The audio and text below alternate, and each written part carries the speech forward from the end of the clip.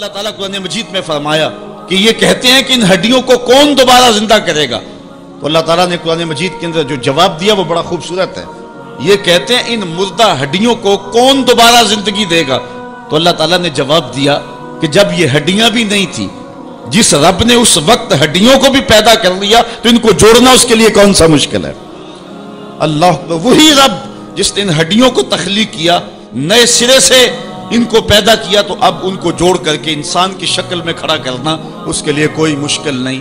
روزانہ ہم موت کی آغوش میں چلے جاتے ہیں نیند کی صورت میں، لیکن پھر اٹھ کے زندگی کے اندر وہی توانائی، وہی حرارت اور وہی تیزی اور وہی جو ہے وہ نشاط پن، یہ حشر پہ دلیل ہے۔ تو کہا یہ قسمیں ہیں عقل کے لیے۔ الم تر کیف فعل ربک بعاد۔ اب قریش مکہ جو مسلمانوں پہ ظلم و ستم کرتے ہیں، تو عاد کو اور سمود کو اور فرعون کو قریش مکہ بخوبی جانتے تھے، کیونکہ جو عاد اور سمود ہیں یہ تو بالکل جو ہیں وہ عرب کے اندر ہیں، اور یہ ان لوگوں کو اچھی طرح جانتے تھے، ان کی کہانیاں بھی نازبر تھی۔ اور فرعون کی غرقابی مصر میں اہل کتاب بنی اسرائیل کے ساتھ ان روابط کی وجہ سے اس کو بھی یہ خوب سن چکے تھے۔ تو اللہ تعالیٰ جل شانہ نے اگرچہ بہت ساری بستیاں برباد کی ہیں، بہت ساری سنگتیں تباہ کی ہیں، لیکن ان کو خاص طور پہ ان تین چیزوں کی طرف توجہ دلائی کہ آج تم اپنی چھاتی چوڑی کر کے چلتے ہو، لیکن اس کہانی کو یاد کرو۔ اللہ اکبر۔ الم تر کیف فعل ربک بعاد۔ کیا تم نے نہ دیکھا کہ تمہارے رب نے عاد کے ساتھ کیا سلوک کیا؟ ارم ذات العماد۔ یہ کون عاد تھے؟ یہ عاد ارم تھے، انہیں عاد اولا بھی کہا جاتا ہے۔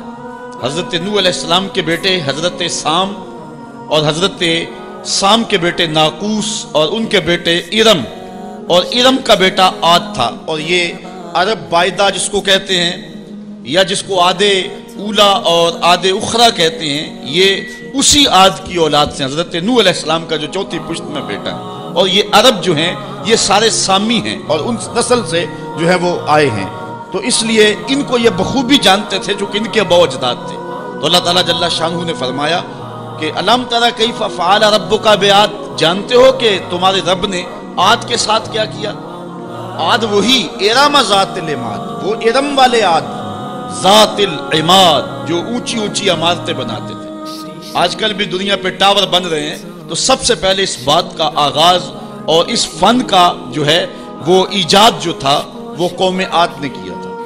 حضرت ہود علیہ السلام قوم عاد کی طرف نبی بن کر آئے، اور انہوں نے ان کو سمجھایا کہ جو ہے وہ تم اللہ کی طرف آ جاؤ اور اپنی زندگی کے اندر اچھائیاں اور حسن پیدا کر لو، لیکن انہوں نے اللہ کے نبی کی ایک بات نہ مانی اور کہا کہ ہمارے یہ مضبوط قلعے اور یہ قصور اور عالی نصب عمارتیں تم ان کو نہیں دیکھ رہے، ان کی ہیبت کیا ہے؟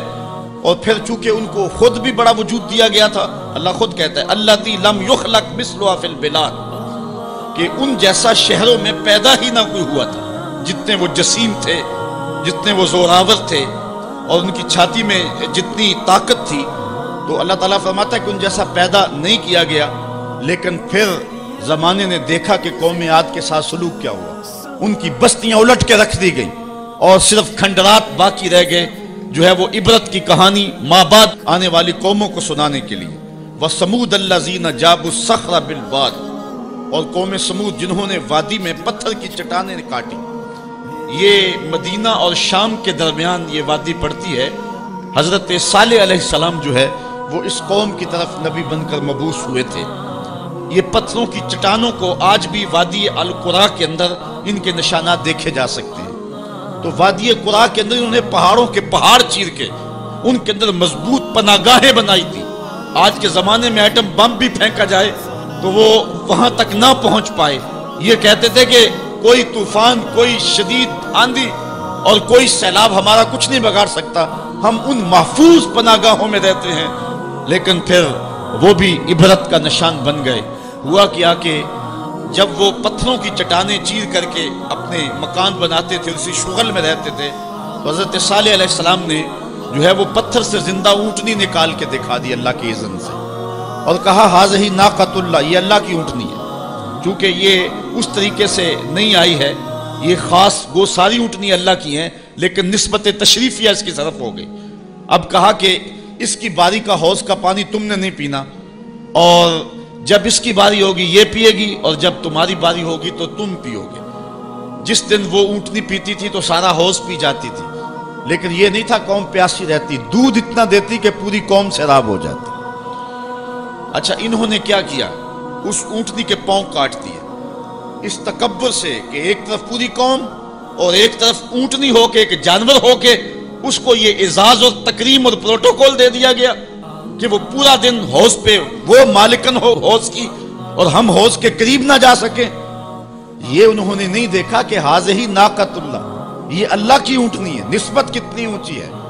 یار آج کتنا خوبصورت گھر آپ بنا لیں، اربوں روپے بھی اس کے اوپر صرف کر لیں، اور قیمتی سے قیمتی پتھر لگا لیں اس کے اوپر، اطلس و دیبا کا کام اس کے اوپر کروائیں، اور اس کے اوپر اعلیٰ سے اعلیٰ سونے اور چاندی اور طلا کا کام کروائیں، لیکن پتھروں سے بنا ہوا سادہ سا گھر بیت اللہ، جس کو نسبت میرے رب سے ہے، بھلا کوئی کوٹھی، کوئی محل، کوئی قصر جو ہے وہ اس گھر کی عظمت کو چھو سکتا ہے؟ اس لیے کہ وہ بیت اللہ ہے، تو وہ قوم جتنی بھی سربلند کیوں نہ ہو، اللہ نے اس اونٹنی کو اعزاز یہ دیا تھا ناقۃ اللہ، وہ اللہ کی اونٹنی تھی۔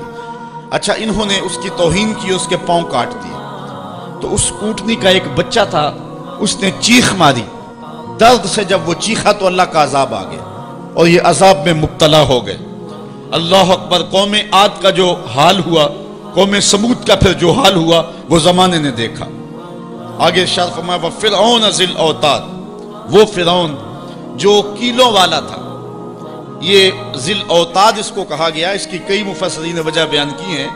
اس کا اتنا بڑا لشکر تھا کہ لشکر میں جہاں پڑاؤ کرنا ہوتا، اس لشکر کے لیے جو خیمے لگائے جاتے، اس خیمے کی تنابیں جن کیلوں کے ساتھ باندھی جاتی، 70 اونٹ ان کیلوں کو اٹھا کے چلتے تھے، اس لیے کہا گیا یہ میخوں والا فرعون ہے۔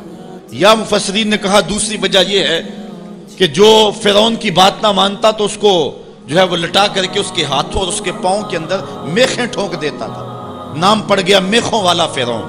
تو جس کو اتنا ناز تھا کہ کوئی میری جھوٹی خدائی سے سر کیوں پھیرے، اور اس کو وہ عبرتناک سزا دیتا تھا۔ پھر فرعون وہ نیل کی موجوں میں بے بس تھا اور ہاتھ جوڑ کے کہہ رہا تھا آمنت برب موسیٰ، میں اب موسیٰ کے رب پہ ایمان لاتا ہوں، لیکن پھر اس وقت اس کا ایمان لانا فائدہ بخش نہ ہوا۔ تو اللہ فرماتا یہ سب کچھ تم دیکھ چکے ہو۔ الذین طغوا فی البلاد، یہ وہ لوگ ہیں قوم عاد، قوم سمود اور فرعون، جنہوں نے شہروں میں سرکشی کی، اللہ کے حکموں کو توڑا، جھوٹی خدائی کے دعوے کیے۔ پھر کیا ہوا؟ فَأَكْثَرُوا فِيهَا الْفَسَادِ، پھر انہوں نے بہت زیادہ فساد پھیلا دیا۔ اللہ تعالیٰ جل شانہ نے ان کی شر کو، ان کے فساد کو جو وہ کرتے رہے اللہ دیکھتا رہا، لیکن جب حد سے زیادہ ہی بڑھنے لگے فَصَبَّ عَلَيْهِمْ رَبُّكَ صَوْتَ عَذَابٍ، تو پھر تیرے رب نے ان پر اپنے عذاب کا کوڑا برسایا۔ پھر جو ان کا حال ہوا، اللہ اکبر، ان ربک لبالمرصاد، بے شک تمہارے رب کی نظر سے کچھ غائب نہیں ہے، تمہارا رب تمہارے ایک ایک عمل کو، ایک ایک کرتوت کو دیکھ رہا ہے۔ اے قریش مکہ تم کیا ہو، تمہاری کیا حیثیت ہے؟ عاد و سمود کی بستیاں تمہارے رب نے الٹ کے رکھ دی، تمہارے رب نے فرعون جس کو جھوٹی خدائی کا گھمنڈ تھا لشکر سمیت نیل کی موجوں میں ڈبو دیا، تو کیا تم باقی رہو گے؟ اس لیے ان کہانیوں کو بیان کیا۔ فَصَبَّ عَلَيْهِمْ رَبُّكَ صَوْتَ عَذَابٍ إِنَّ رَبَّكَ لَبِالْمِرْصَادِ۔